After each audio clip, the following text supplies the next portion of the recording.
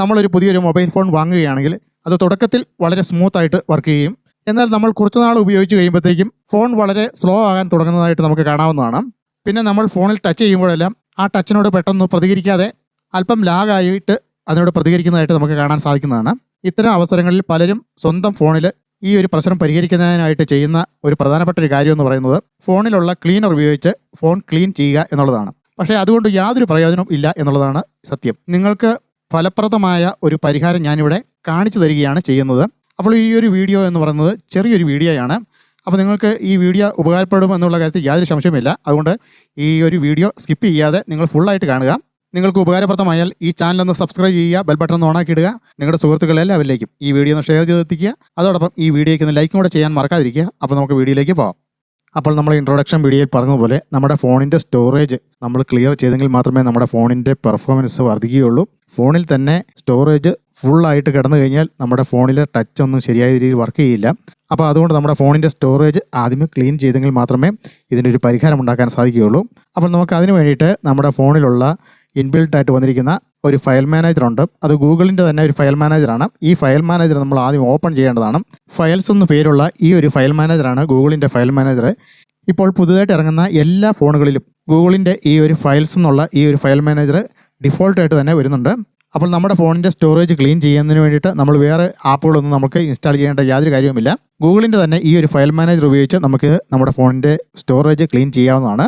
അപ്പോൾ അതിനായിട്ട് ഈ ഫയൽസ് എന്നുള്ള ഈ ഫയൽ മാനേജർ നമ്മളൊക്കെ ഒന്ന് ഓപ്പൺ ചെയ്യാം. ഇവിടെ നമ്മൾ ഓപ്പൺ ചെയ്ത് വരുമ്പോൾ ഇങ്ങനെ ഒരു ഇൻ്റർഫേസിലേക്കാണ് വരിക.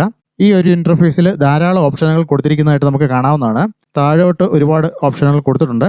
നമുക്ക് നോക്കാനുള്ളത് ഏറ്റവും മുകളിലായിട്ടുള്ള സി ഓൾ എന്നുള്ള ഒരു ഓപ്ഷനാണ്. ആ ഓപ്ഷൻ നമുക്ക് ഇവിടെ ഓപ്പൺ ചെയ്യാം.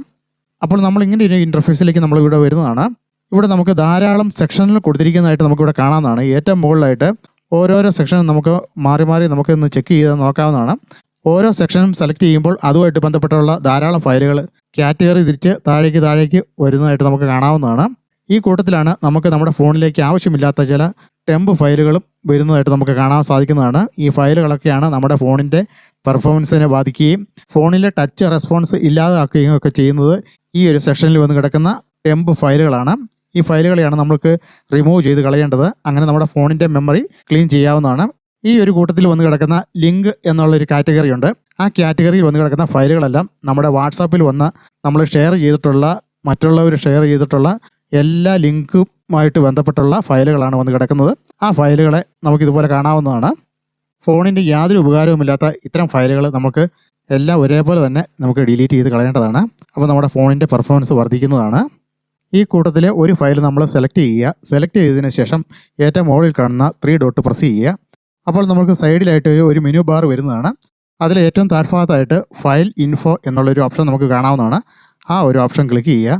അപ്പോൾ നമ്മൾ ആ സെലക്ട് ചെയ്തിരിക്കുന്ന ഫയൽ ഏത് സൈസ് ഫയലാണെന്ന് നമുക്ക് കാണാൻ സാധിക്കുന്നതാണ്. അപ്പോൾ നമുക്കിവിടെ കാണാവുന്നതാണ് ഈ ഒരു ഫയൽ ലിങ്കുമായിട്ട് ബന്ധപ്പെട്ടുള്ള ഫയലാണ്. നമ്മുടെ വാട്സാപ്പിൽ വരുന്ന മെസ്സേജുകളുടെയൊക്കെ ലിങ്കാണ്. അപ്പോൾ നമ്മൾ ഇങ്ങനെ പരിശോധിച്ച് നോക്കി നമുക്ക് ആവശ്യമുള്ള ഫയലാണോ അല്ലയോ എന്ന് നോക്കിയിട്ട് നമുക്ക് ആവശ്യമില്ലാത്ത ഫയലാണെങ്കിൽ നമുക്ക് ഈ ഫയലുകൾ ഡിലീറ്റ് ചെയ്ത് കളയാവുന്നതാണ്. അപ്പോൾ ഈ ഒരു ഫയൽ നമുക്ക് യാതൊരു കാരണവശാലും ആവശ്യമില്ല. അപ്പോൾ അതുകൊണ്ട് നമുക്ക് ഈ ഒരു ഫയലുകളെല്ലാം നമുക്കൊന്ന് സെലക്ട് ചെയ്തതിന് ശേഷം അതിനെ മൊത്തത്തിൽ ഡിലീറ്റ് ചെയ്ത് കളയാവുന്നതാണ്. അപ്പോൾ ഞാൻ ഈ ഒരു ഫയലുകളെല്ലാം ഞാൻ ഒന്ന് ഡിലീറ്റ് ചെയ്യാനായിട്ട് എല്ലാം ഒന്ന് സെലക്ട് ചെയ്യുകയാണ്. അതിനുശേഷം നമുക്കൊന്ന് ഡിലീറ്റ് ചെയ്യാം. ഇതുപോലെ ഓരോ ഫയലുകളും നമ്മളിവിടെ സെലക്ട് ചെയ്യുക. എല്ലാം സെലക്ട് ചെയ്തതിന് ശേഷം നമുക്ക് ഏറ്റവും മുകളിലായിട്ട് ഡിലീറ്റ് ചെയ്യാനുള്ള ഒരു ഓപ്ഷൻ ഉണ്ട്. അങ്ങനെ എല്ലാം ഡിലീറ്റ് ചെയ്യുകയാണെങ്കിൽ നമ്മുടെ ഫോണിൻ്റെ മെമ്മറി സ്പേസ് ഒരുപാട് വർദ്ധിക്കുന്നതാണ്. ഫോണിന് നല്ല സ്പീഡും ലഭിക്കുന്നതാണ്. അങ്ങനെ ഫോണിൻ്റെ പെർഫോമൻസ് വർദ്ധിക്കുമെന്നുള്ള കാര്യത്തിൽ യാതൊരു സംശയവുമില്ല. ഞാൻ ഇതുപോലെ വളരെ കൃത്യമായിട്ട് ഈ കാര്യങ്ങളെല്ലാം ചെയ്യുന്നതാണ്.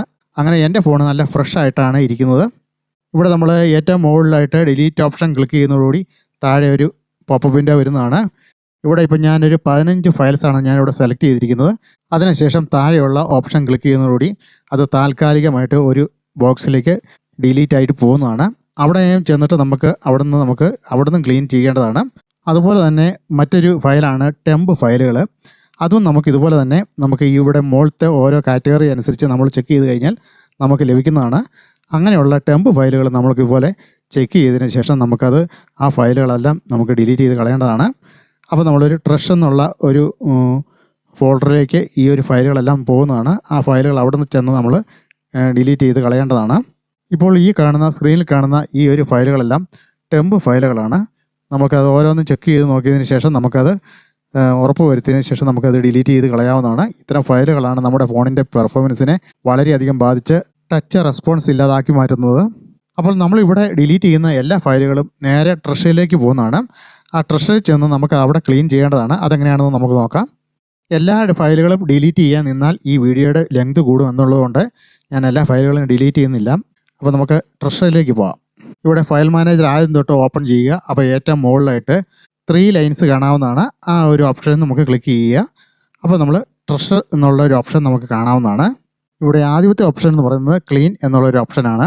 രണ്ടാമത്താണ് ട്രഷ് എന്നുള്ള ഒരു ഓപ്ഷൻ വന്നിരിക്കുന്നത്. ആ ഓപ്ഷനിലാണ് നമ്മൾ ഡിലീറ്റ് ചെയ്ത എല്ലാ ഫയലുകളും വന്ന് കിടക്കുക.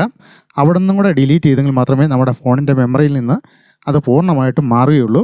അപ്പോൾ അവിടെയും കൂടെ നമ്മളിന്ന് ക്ലീൻ ചെയ്ത് കഴിഞ്ഞ് കഴിഞ്ഞാൽ നമ്മുടെ ഫോൺ വളരെ ക്ലീൻ ആകുകയും സ്മൂത്തായിട്ട് വളരെയധികം സ്പീഡിൽ നമ്മുടെ ടച്ചിന് ഓരോന്നും പെട്ടെന്ന് തന്നെ അതിന് റെസ്പോൺസ് ലഭിക്കുന്നതുമാണ്. വളരെ സ്മൂത്തായിട്ട് നമ്മുടെ ഫോൺ വർക്ക് ചെയ്യുന്നതാണ്. അപ്പോൾ ഇവിടെ കാണുന്ന എല്ലാ ഫയലുകളും ഞാൻ ഡിലീറ്റ് ചെയ്തതാണ്. ആ ഡിലീറ്റ് ചെയ്ത ഫയലുകൾ ഈ ട്രഷ് എന്നുള്ള ഈ ഒരു ഓപ്ഷനിൽ നിന്നും ഇവിടെ ക്ലീൻ ചെയ്തെങ്കിൽ മാത്രമേ നമ്മുടെ ഫോൺ മെമ്മറി ഫ്രീ ആവുകയുള്ളൂ. അതും കൂടെ ചെയ്തതിന് ശേഷം നമ്മുടെ ഫോൺ നമുക്ക് വളരെ സ്മൂത്തായിട്ട് ഉപയോഗിക്കാൻ സാധിക്കുന്നതാണ്. അപ്പോൾ നമ്മുടെ ഫോണിൻ്റെ മെമ്മറിയിൽ നിന്ന് ഡിലീറ്റ് ആയിട്ടുള്ള ഈ ഫയലുകളെല്ലാം നമുക്കിവിടെ സെലക്ട് ചെയ്തതിന് ശേഷം ഡിലീറ്റ് ആക്കേണ്ടത് എങ്ങനെയാണെന്നുള്ളതാണ് നമുക്ക് നോക്കുന്നത്. അതിനായിട്ട് ഏറ്റവും മുകളിലായിട്ട് കാണുന്ന ഒരു ഡോട്ട് ബട്ടൺ ഉണ്ട്. ആ ബട്ടൺ ഒന്ന് ക്ലിക്ക് ചെയ്യുക. അപ്പം എല്ലാ ഫയലുകളും ഒരുമിച്ച് സെലക്ട് ആകുന്നതാണ്. അപ്പോൾ അതോടുകൂടി നമുക്ക് ഈ ഫയലുകളെല്ലാം ഒറ്റ ക്ലിക്കിൽ തന്നെ എല്ലാ ഫയലുകളും നമുക്ക് ഡിലീറ്റ് ചെയ്യാൻ സാധിക്കുന്നതാണ്.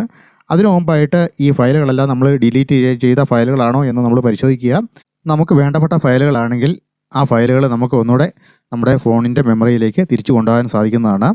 അപ്പോൾ ഇത്രയുമാണ് ഈ വീഡിയോയിൽ ഉൾപ്പെടുത്തിയിരിക്കുന്നത്. ഈ വീഡിയോ ഇവിടെ വൈൻഡപ്പ് ചെയ്യുകയാണ്. ഈ വീഡിയോ നിങ്ങൾക്ക് ഉപകാരപ്രദമായാൽ ഈ ചാനലൊന്ന് സബ്സ്ക്രൈബ് ചെയ്യുക, ബെൽ ബട്ടൺ ഒന്ന് ഓണാക്കി ഇടുക.